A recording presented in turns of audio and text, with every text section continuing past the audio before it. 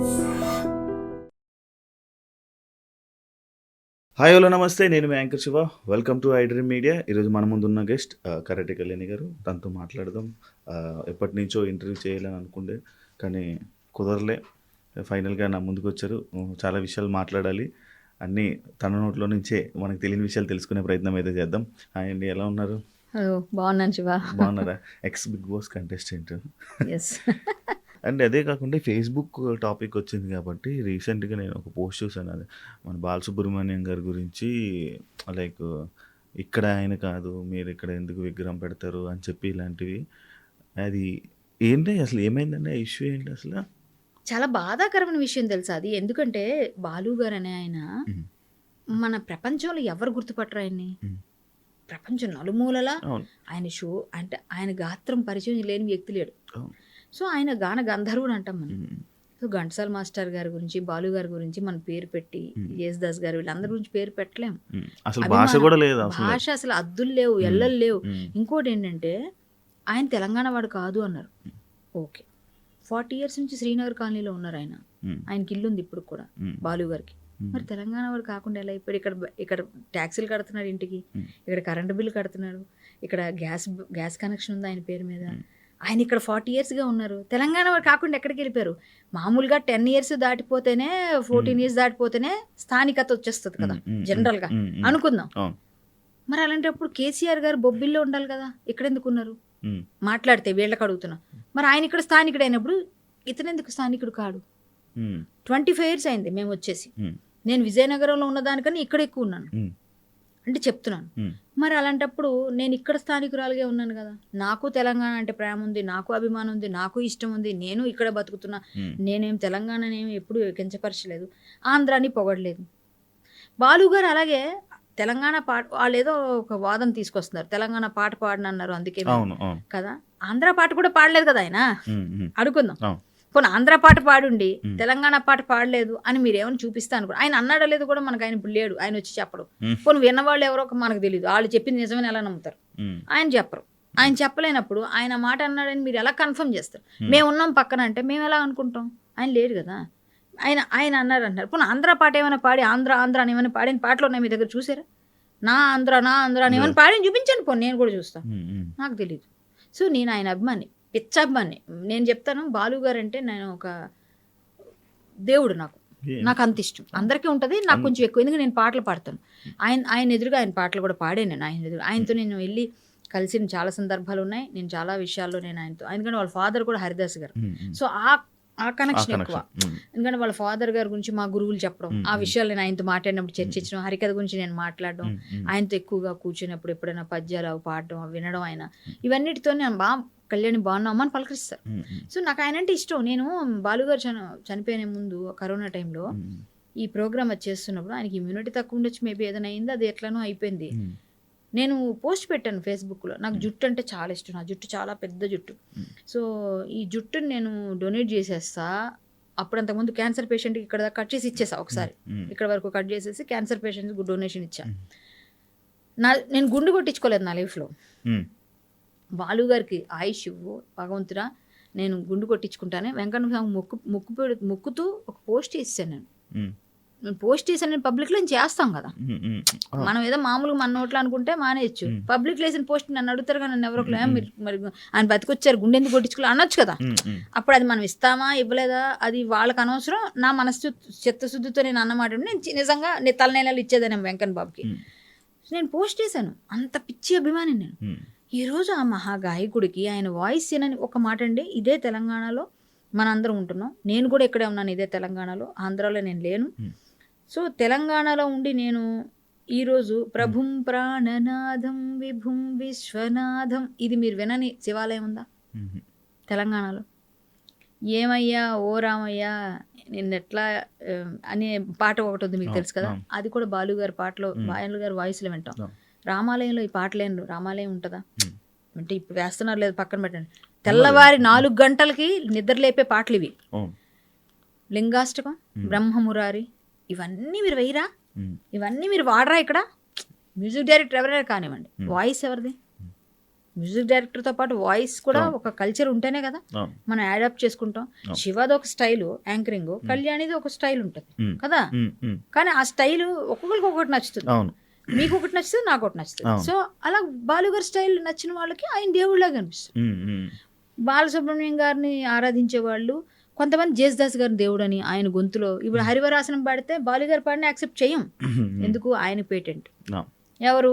జేసుదాస్ గారు. ఆయనకి అయ్యప్పే పాడించుకుంటాడు అని ఎన్నో స్టోరీలు విన్నాం మనం. సో ఇప్పటికి కూడా ఆయన వెళ్ళి అక్కడ హరివరాసనం పాడుతూ ఉంటారు, తెలుసు కదా. ఆయన క్రిస్టియన్. సో దాన్ని బట్టి అర్థమవుతుంది కదా ఇక్కడ ఎలాంటి భక్తుడికి అన్నమయ్య గాత్రానికి, అన్నమయ్య పదాలకి వెంకటేశ్వర స్వామి దిగొచ్చాడు. ఆ పాటలన్నీ ఎవరు వాయిస్లో వినిపించారు? బాలుగారి వాయిస్లో వినిపించారు కదా. నీకు ఆర్ద్రత కనిపించింది కదా. ఇంత ప్రత్యేకతలు ఉన్న ఇంత మహాగాయకుడికి నువ్వు ఇక్కడ పెట్టొద్దు అంటే 40 years నుంచి ఆయన ఇక్కడ ఇల్లు, ఇక్కడ ట్యాక్సులు కట్టాడు తెలంగాణలో, ఇక్కడ ఉన్నాడు ఆయన. సో నువ్వు కట్టొద్దు అనకూడదు. సరే అక్కడ ఏం వివాదం జరిగిందో మాకు తెలియదు, ఏం జరిగిందో తెలియదు, దాన్ని తెలంగాణకి ఆంధ్రాకి ముడిపెట్టకూడదు. ఇప్పుడు తెలంగాణ ఆంధ్ర అని ఏదో ఒక సెంటిమెంటల్గా ఒక మాట అనేస్తే ఇది పెరుగుతుంది అని అమాయక ప్రజలు నమ్ముతారు కదా అని వాళ్ళు ఎవరో చెప్పేస్తే అది తప్పు కదా. ఇప్పుడు బాలు గారు లాంటి వ్యక్తికి విగ్రహం, ఇప్పుడు అందశ్రీ గారి విగ్రహం పెట్టండి, గద్దర్ గారిది పెట్టండి, గోరేటి, వీళ్ళందరూ ఎవరు సారీ అనకూడదు ఆయన ఇంకా అయితే అలాంటి వాడు. ఈ పాట విషయం గోరెటి వెంకన్న గారితో పాడించుకోవచ్చు కదా, మీరు పాడించలేదు ఎందుకు? మరి జయ జయ జయ హే తెలంగాణ గద్దర్ గారితో పాడించు కదా, పాడించలేదు ఎందుకు?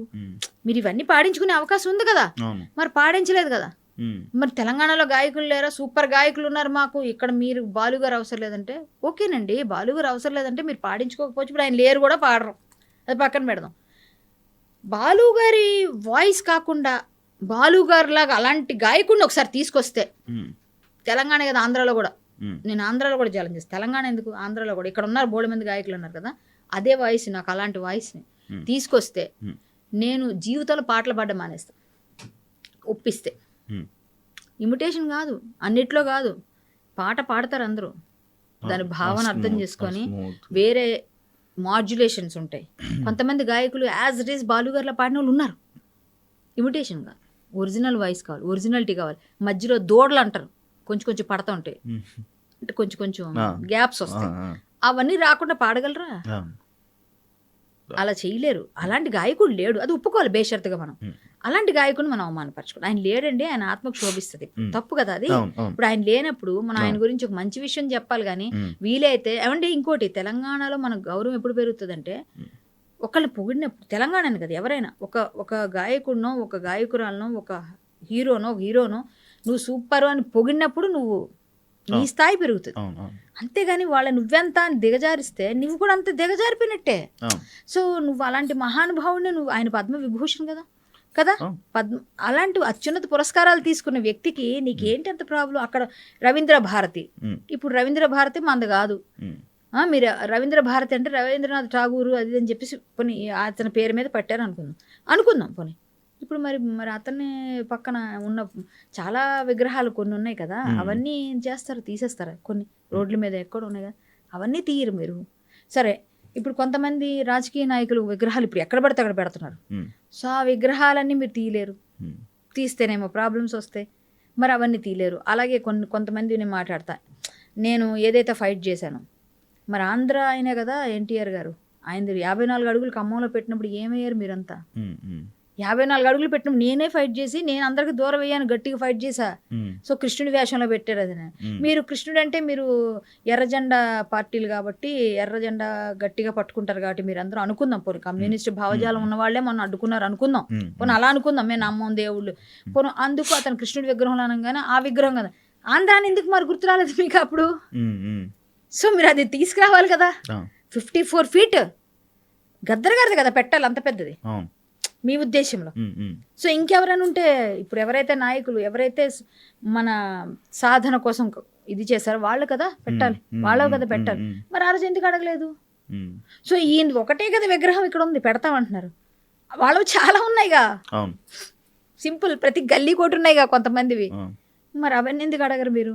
సో ప్రాంతీయ భావాన్ని రెచ్చగొట్టడం, ఈ విగ్రహాన్ని తీసుకొచ్చి దాన్ని మధ్యలో ఉచ్చులో పడేసి ఇబ్బందులు గురిచడం అయితే నేను యాక్సెప్ట్ చేయను. ఆయన కూడా సమైక్యాంధ్రవాదం చాలా మంది హీరోలు తీసుకున్నారు, ఇవన్నీ జరిగాయి, అది వేరే సబ్జెక్టులు అవన్నీ. ఇప్పుడు అది అవసరం లేదు. 10 సంవత్సరాలు అయిపోయినాయి, మనం ఇంకా అదే విషయంలో కొట్లాడుతున్నాం అంటే మన ఏమనాలి? ఇంకొక ఆయన అంటాడు, ఇందాక చూశాను, ఒక పెద్ద ఆయన జర్నలిస్ట్, ఇది మాకు బాగా తెలిసిన కావాల్సిన వ్యక్తి, నాకు నచ్చలేదు ఆయన. నేను డైరెక్ట్గా క్వశ్చన్ చేస్తాను. సినిమా వాళ్ళందరూ చాలా చీప్ మాటలు మాట్లాడాడు ఆయన సినిమా వాళ్ళ గురించి. ఇది ఆయనకి ఏ విధమైన ఇది తీసుకొస్తుందో తెలియదు కానీ చాలా తప్పుగా మాట్లాడాడు ఆయన. ఇక్కడ నుంచి సినిమా వాళ్ళందరూ వెళ్ళిపోతే పరిస్థితి ఏంది? ఆయన మాట్లాడిన మాటలు చాలా హట్టింగ్గా ఉన్నాయి. అది మీకు తర్వాత నేను పంపిస్తాను, అంత ఘోరంగా ఉన్నాయి. ఆయన అలా మాట్లాడకూడదు. మీకు తెలంగాణలో అందరి విగ్రహాలు పెట్టుకోండి, ఎవరిద్దన్నారు పెట్టుకోండి, ఒకటే ఒక విగ్రహం అండి. రోజు తెల్లవారు లెగిస్తే రవీంద్ర భారతిలో గాయకులందరూ పాడుకుంటారు ఆయన పాటలు. సో అలాంటి వ్యక్తి పాట ఉండకూడదని ఏం లేదు కదా. మా విజయనగరం మ్యూజిక్ కాలేజీలో ఘంటసాల గారి విగ్రహం పెట్టించాం. అక్కడ ఘంటసాల గారు పాటలు పాడపోయినా అక్కడ ఆయన చదువుకున్నాడని, ఆయన మంచి గాయకుడు అయ్యాడు, ఆయన గురించి ఒక ఇంత శ్లాఘిస్తున్నారు అని మేము పెట్టుకున్నాం అక్కడ. ప్రతి ఒక్కరు, నేను 4వ తారీఖున ఆయన ఉత్సవాలు చేశారు ప్రతి ఏటా ప్రతి దగ్గర కూడా. సో ఇంత గట్టిగా మంచిగా పెద్ద పెద్ద వాళ్ళ గురించి మనం మర్చిపోకుండా స్మరించుకుంటూ ఉన్నాం. వాళ్ళ పాటలు వింటాం. వాళ్ళ పాటల్లో ఇప్పుడు శ్రీ తుంబుర నారద గానం ఆ పాట పాడితే మా నాన్నగారు పాడుతూ అది పెట్టుకొని మేము ప్రాక్టీస్ చేసేవాళ్ళు. మేము కాంపిటీషన్స్కి వెళ్తే ఇవన్నీ పాటలు పాడితే ఫస్ట్ ప్రైజ్లు వచ్చేవి చిన్నప్పటి నుంచి కూడా. అంటే చిన్నప్పుడు నేను అంత చిన్నదాన్ని కాదు శ్రీ తుంబుర నారదకి, బట్ నేను గుర్తుగా చెప్తున్నా ఎక్కడ పాడినా. మా నాన్నగారు శివశంకరి పాట మాకు నేర్చుకోమనేవారు ఘంటసాల మాస్టర్ది. ఎందుకు? ఇప్పుడు కూడా నేను పాడేస్తాను ఆ పాటలని. అంటే చిన్న చిన్న మరీ అంత స్పీడ్గా పాడపోయినా యాజ్ ఇట్ ఈజ్ నేను కొంచెం మా నాన్నగారు ఎలా నేర్పాలో పాడేస్తాను. అండ్ వినేవాళ్ళం, విని నేర్చుకుంటాం ఇలాంటి పాటలు. ఎందుకంటే మనకు ఎక్సర్సైజ్ అవుతుంది వాయిస్కి. సో ఇవన్నీ కూడా మనకు గురువుల్లాగా, వాళ్ళు అంటే డైరెక్ట్ గురువు అవ్వక్కర్లే, ఏకలవ్య శిష్యులా నేర్చుకున్నాం అందరం. నాలాంటి వాళ్ళు ఎందుకు కోకోళ్ళు ఉన్నారు. సో వీళ్ళ గురించి మాట్లాడితే ప్రతి ఒక్కరు బాధపడతారు. తెలంగాణలో అభిమానులు ఉన్నారు ఆయనకి, వాళ్ళందరూ కూడా బాధపడుతున్నారు. నేను ఫేస్బుక్లో పోస్ట్ పెడితే తిట్టేవాళ్ళు తిడతారు, ఏంటి తెలంగాణ వాదాన్ని తీసుకొస్తున్నారు కానీ తిడుతున్నారు, కానీ తెలంగాణని పక్కన పెట్టాను కాసేపు. ఒక గాయకుడికి ఎల్లలేవు, ఒక కళాకారుడికి ఎక్కడైనా యాక్ట్ చేయొచ్చు, ఎక్కడైనా మిమ్మల్ని ఎంటర్టైన్ చేయడానికే చేశారు ఇవన్నీ. డబ్బులు తీసుకున్నాడు పాడాడు అంటే తప్పు కదా అది. డబ్బులు తీసుకున్నాడు అని అమ్మ ఇప్పుడు నాన్నని డబ్బులు పెట్టే కొనుక్కుంటుంది, కట్నం ఇచ్చే కొంటుంది. సో అంతే కదా, సింపుల్. కట్నం ఇచ్చి కొంటుంది కదా అని నాన్న ఇప్పుడు మన అమ్మకి సొంతం అయిపోయాడు కాబట్టి కట్నం ఇచ్చాం కాబట్టి నువ్వు పడిండు, కట్నం ఇచ్చే కాబట్టి నీకు మాటకు ఎదురుగా చెప్తానని చెప్పేసి కట్నం ఇచ్చి కాబట్టి మనం ఇప్పుడు ఇలా మాట్లాడే కొడుకులు కూడా పుడుతున్నారు. అలా అనొచ్చు కదా దానికి. మరి కట్నం, మరి అమ్మ డబ్బులు ఇచ్చి కొన్నది నాన్నని. సో మరి ఏంటి దానికి దీనికి కొంచెం ఆలోచిస్తే, అంటే కట్నము డబ్బు విలువ, డబ్బు తీసుకుంటే విలువలు లేవా? డబ్బుకి విలువకి వేరే ఉంది కదా. సో నేను అనేది నా కాన్సెప్ట్ ఏంటంటే అంతే కదా, నేను అర్థం అవ్వాలని చెప్పాను అందరికి. నాన్నని కట్నం ఇచ్చి కొనుక్కున్నాం కదా అని అమ్మ ఇప్పుడు ఇలా మాట్లాడితే ఇలాంటి కొడుకులే పుడతారు, ఇలా అడిగే కొడుకులు. అర్థమైందా? సేమ్ ఇప్పుడు అడుగుతుంది వాళ్ళే. సో డబ్బులు ఇచ్చి పాడాడు కదా, సో అలా అడిగే వాళ్ళ కొడుకులందరూ ఇలాంటి కొడుకులే. అంతే. అంటే ఇలాంటి కొడుకులు పుడుతున్నారు, ప్రశ్నించే కొడుకులు అనేది నా ఉద్దేశం అక్కడ. సో చాలా చాలా తప్పు చేస్తున్నారు ఎవరినైనా సరే. పక్కనే మీరు మొన్న ఎవరైతే తెలంగాణ జాతీయ గీతం రాసిన అందశ్రీ గారు విగ్రహం పెట్టండి, గద్దర్ గారిది పెట్టండి, ఎక్కడో పెట్టారు 1-2 చోట్ల. ఎవరు కించపరచట్లేదు. మేమెవ్వరం కూడా అపోజ్ చేయము దేనికి కూడా, ఎవరు చేయరండి. ఇప్పుడు ఆంధ్రాలో పెట్టండి అంటే చాకల ఐలమ్మ గారిది విజయవాడ నడిబొడ్లో ఉంది. మరి అప్పుడు ఉమ్మడి ఆంధ్రప్రదేశ్గా ఉన్నప్పుడు ఇక్కడ వాళ్ళు కూడా అక్కడ పెట్టారు. విశాఖ బీచ్లో చాలామంది తెలంగాణ వాళ్ళు ఉన్నాయి, అక్కడ చాలా విగ్రహాలు ఉంటాయి. లేవంటారేంటి? ఉన్నాయి ఆల్రెడీ. పెట్టండి అంటే ఇప్పుడు పెట్టండి అంటే పెడతారు. మీరు పెట్టండి, ఒక రిప్రజెంటేషన్ పెట్టండి, పెడతారు. అక్కడ వాళ్ళు ఇక్కడ వాళ్ళు ఎందుకు పెట్టరండి? మనం రెండు తెలుగే మాట్లాడుతున్నాం.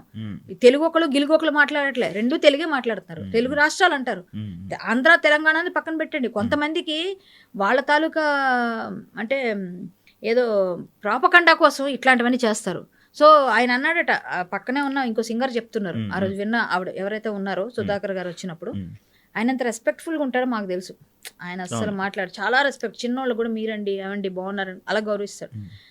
ఆ పక్కన అన్నాడంట, ఇలాంటి వాళ్ళతోనే కదా పెట్టుకుంటే మనం ఏం చేసినా కూడా బయటికి వెళ్ళేది, మామూలుగా ఎవరో వెళ్ళిపోతున్న అనామకులతో పెట్టుకుంటే ఎవరికి వస్తుందా? ఆ పక్కన సింగర్ నాకు చెప్పారు ఆవిడ. ఆ మాట అంటే ఉద్దేశం ఏంటి? ఏదో ఒకటి చేయాలని, గొడవ పెట్టుకోవాలని, ఏదో విధంగా బయటికి తీసుకురావాలి ఇష్యూ అంటే పెద్దవాళ్ళతో కొంచెం ఏమి నిన్ను డిబేట్ చేయలేని వాళ్ళతో. అలాంటి వాళ్ళతో వచ్చి డిబేట్ చేయి, నేను మాట్లాడతా, నేను అడిగే క్వశ్చన్కి సమాధానం చెప్పు, నేను కూడా మాట్లాడతా నీతో. సింగర్గా ఆయనలాగా పాడే సింగర్ని తీసుకురా, యాక్సెప్ట్ చేస్తాం. వద్దు, ఆయన మంచి గాయకుడు, ఆయన లాంటి గాయకుడు పుట్టడు. కాలానికి ఇలాంటి వాళ్ళని కనాలంటే మళ్ళీ కొంతకాలం పడుతుంది. ఇది నా స్టేట్మెంట్. కాలానికి ఇలాంటి మహానుభావుల్ని కనాలి అంటే మళ్ళీ కొంతకాలం పడుతుంది. అంటే ఇంత వేరే ఇలాంటి మహానుభావులు పుట్టరు. అలాంటి వాళ్ళని మనం భద్రపరచుకోవాలి, అలాంటి వాళ్ళని పూజించుకోవాలి. అలాంటి వాళ్ళు ఈయనే కాదు, చాలామంది తెలంగాణలో సింగర్ లేరండి. తెలంగాణలో మంచి సింగర్స్ ఉంటారు, కానీ ఇంత మంచి సింగర్స్ ఉన్నారు అని అనేవాళ్ళని నేను గట్టిగా చెప్తా. ఈయన సింగర్ ఈయనదే, ఎవరి స్టైల్ వాళ్ళు. వీళ్ళు కూడా విప్లవ గీతాలు పాడేవాళ్ళు, అద్భుతమైన గీతాలు పాడేవాళ్ళు ఉంటారు, మంచి రైటర్స్ ఉన్నారు. ఎక్కడ పుట్టరండి, ఇక్కడ చాలా మంది పుట్టారు కదా మహానుభావులు, పుట్టలేదని ఎవరు అనరు. కానీ ఆయన మనవాడు కాదనడం తప్పు. ఆయన మీవాడే, మీరు అడాప్ట్ చేసుకోలేకపోతున్నారు. ఎందుకంటే 40 years నుంచి ఇక్కడే ఉన్నాడు ఆయన. నేను చెప్తున్నా, శ్రీనగర్ కాలనీ వెళ్ళి ఎస్వి బాలసుబ్రహ్మణ్యం గారు ఇల్లు చూడండి. మరి ఆయన తెలంగాణ గవర్నమెంట్కి పన్నులు కట్టాడు. మరి ఎందుకు కడుతున్నావు అంటే, మీ తెలంగాణ వాడు కాదని 40 సంవత్సరాలు ఉన్నా కూడా మీ తెలంగాణలో కలుపుకోరా మరి అనుకుందాం.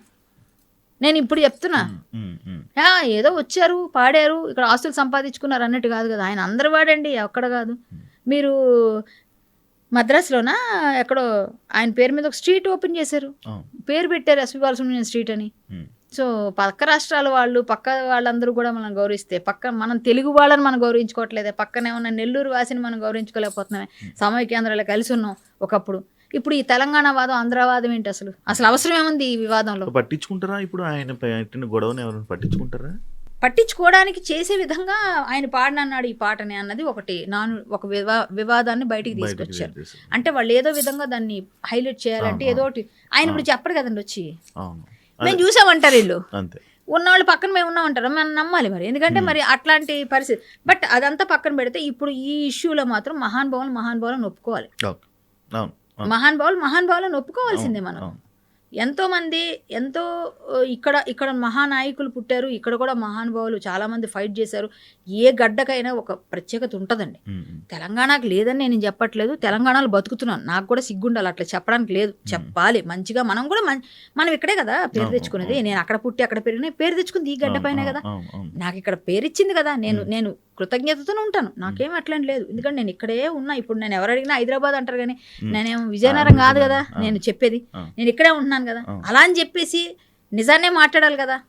ఇప్పుడు మహానుభావుడు ఇక్కడ కూడా ఉన్నాడు. మరి అప్పుడు నేను 25 సంవత్సరాలు అయిందంటే ఆయన 40, నాకన్నా ఆయనే ఇక్కడ ఇంకా అర్హుడు కదా, జనరల్గా చెప్తున్నాను. సో మరి ఆయన మనం ఎట్లా అంటాం కాదని? మనం కట్టాం, మనం ఇక్కడ పన్నులు కట్టాం, మనం ఇక్కడ అన్ని చేసాం, ఇలాంటప్పుడు తిన్నాం, ఇక్కడ ఉన్నాం. తెలంగాణ ఆయన పాట పాడకపోవడం ఆయన వ్యక్తిగతం. పాడతా ఒకవేళ ఆయన అన్నా కూడా ఆంధ్ర పాట పాడలేదు, తెలంగాణ పాట పాడలేదు, ఇంకోటి పాడలేదు. అలాంటప్పుడు మనం అలాగా అంటాం. ఆయన ఏది పాడు, ఆయన అదొక డిఫరెంట్ స్టైల్. ఆయన తెలుగు మాస్టర్ టైపు. ఆయన సమాజం అందరం కలిసి ఉండాలి, బాగుండాలి, మంచి జరగాలని కోరుకొని అందరి హితం కోరుతాడు తప్ప ఆయన డిఫరెంట్. ఆయన కూడా బట్ ఆయన స్టైల్లో మనం చేయి పెట్టలేము. ఆయన పాడలేనంత మాత్రం అన్నారో లేదో నాకు తెలియదండి బాబు. ఈ మధ్య సెలబ్రిటీలు నార్మల్గా ఏది చేసినా కూడా హైలైట్ చేయడానికి గొడవలా అంటారా? వాళ్ళు హైలైట్ అవ్వడానికి. ఇప్పుడు నార్మల్ పర్సన్స్తో పెట్టుకుంటే ఏముండదు, సెలబ్రిటీతో పెట్టుకుంటే ఆటోమేటిక్గా వీళ్ళు వార్తల్లో నిలుస్తారు కదా. ఇప్పుడు వాళ్ళు మొన్నటిదాకా ఒకటేదో ఉద్యమం పట్టుకున్నారు, ఆ ఉద్యమంలో వాళ్ళకి అంతో ఎంతో ఏదో కొంత మద్దతు వచ్చింది, కొంత మద్దతు రాలేదు. గో బ్యాక్ మార్వడి అనేది పట్టుకున్నారు వాళ్ళే. ఇప్పుడు మళ్ళీ ఇది గొడవ చేసింది, గొడవ చేసింది వీళ్ళే, వీళ్ళు ఒకటే. సో ఇప్పుడు అది వేరు ఇది వేరు, అది జరిగింది. ఇప్పుడు గో బ్యాక్ మార్వడి ఇష్యూ తర్వాత వాళ్ళు రాగానే అక్కడ అడ్డుకున్నారు. ఆయన ఏదో కాని టైంలో ఏదో వచ్చారు, ఏదో మాట్లాడారు, అది ఏదో జరిగింది రప్చర్. ఆ రప్చర్ అవ్వాల్సిన అంత లేదు అక్కడ అంటాను నేను. ఏదో ఆయన పెట్టుకుంటారు. ఇప్పుడు రేవంత్ రెడ్డి గారు వచ్చి చేస్తానన్నప్పుడు ఇనాగ్రేషన్ ఒకవేళ చేస్తే కూడా ఒక మహానుభావుడికి ఇచ్చిన గౌరవం అది, అంతకుమించి ఏముందండి? ఆయన ఏమైనా ఇప్పుడు వచ్చి రవీంద్రనాథ్లో పాటలు పాడతారా, ఇంకేమైనా చేస్తారా? ఆయన విగ్రహం ఉంటుంది, ఆయన నమస్కారం పెట్టుకుని వీళ్ళు ఏదో పూజలు, ఆయన వర్ధంతి జయంతి చేసుకుంటారు, అంతే కదా, స్మరించుకోవడమే కదా. తప్పే ఉంది, తప్పేంటది? ఎవరైనా ఎక్కడైనా మహానుభావులు నమస్కారం, ఆయన పద్మవిభూషణ్ అంత వచ్చింది కదా, అదైనా తెలుసుకోవాలి కదా. మనం ఒక దేశం గర్వించదగ్గ కళాకారుడు, భారతదేశం సొత్తు. అయినా భారతదేశం సొత్తు. నేనేమంటాను, భారతదేశంలో కొంతమందిని ఈ భూమి కంటది, కొంతమందిని కంటది. ఆ కన్న వాళ్ళలో కొంతమందే కదా అమ్మకి ఉపయోగపడే విధంగా ఎదుగుతారు. మనల్ని కన్నది, కానీ మనందరం మన భారతదేశానికి ఉపయోగపడే వాళ్ళం అవుతాం లేదు. ఎలా అయ్యాం? అవుతాం లేదో ఏం తెలుసు. ఫ్యూచర్లో ఎవరికో ఎక్కడో ఆ మాత్రం ఇది ఉంటే కష్టపడే వాళ్ళకి వస్తుంది పేరు. సో ఈయన భారతదేశం కన్నా ముద్దు బిడ్డలాగా పెరిగి భారతదేశంలోని ఎల్లలు లేకుండా ప్రవహించిన ఒక జీవనదిలాగా పాటలు పాడుతూ వెళ్ళాడు ఆయన. అంతే కదా, జీవనదికి ఎంత మనం జీవనది అంటే ఎప్పుడు జీవం ఉంటుంది. అలా మనకందరికీ అన్ని విధాలు. అదే విధంగా ఈయన పాటల్లో ప్రతి క్షణం కూడా అందరూ పారవస్యం, భక్తి పారవస్యం. ఒక విధంగా చూస్తే ఆయన ఏ పాట పాడితే దానిలో మమేకమైపోయి లీనమైపోయి మనల్ని కూడా అందులో ట్రాన్స్లోకి తీసుకెళ్తాం. సో ఆయన పాటలో జీవం ఉంటుంది. సో మనం అలాంటి మహానుభావుడిని మనం గౌరవించుకోవాల్సిన సందర్భంలో ఇలాంటి ప్రాంతీయ భేదాలు తీసుకొచ్చి మీ పబ్బం గడుపుకోవడానికి, మీ ఉనికి చాటుకోవడానికి మమ్మల్ని, మా కళాకారుల్ని గాయపరిస్తే, బాధపడితే ఎంత బాధ. ఈరోజు కళాకారులు అందరూ కూడా బాధపడుతున్నారు. కాబట్టి నేను ఒక కళాకారునిగా బాధపడతా, నేను ఒక ఆయన అభిమానిగా బాధపడతా, నేను ఒక సినిమా ఇండస్ట్రీకి సంబంధించిన వ్యక్తిగా బాధపడతా ఇవన్నీ వివాదాలు. సో అందుకే నేను వెంటనే రియాక్ట్ అయ్యాను.